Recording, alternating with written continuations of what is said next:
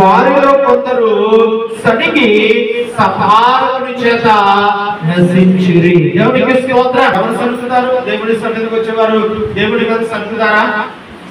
ఎవరు సలుపుతున్నారంటే బయట ఉన్న వ్యక్తులే రకరకాల మాటలతో వాక్యాన్ని వక్రీకరిస్తూ వారు దేవుడికి విరోధంగా మాట్లాడుతున్నారు. అయితే మనం ఒక్కడు గుర్తుపెట్టుకోవాలి, దేవుడి గురించి పెట్టే దేవుడు కాదు. దేవుడికి స్తోత్రం.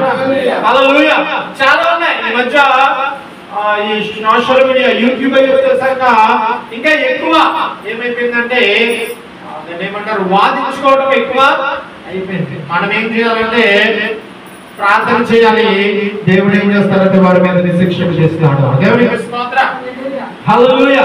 ఒక్కరికి శిక్ష పడతానంట 100 మంది తెలుసుకుంటారు. మన విషయంలో తప్పు చేస్తే మనం క్షమించేస్తాం, కానీ దేవుడి విషయంలో తప్పు చేస్తే మాత్రం దేవుడు క్షమించనే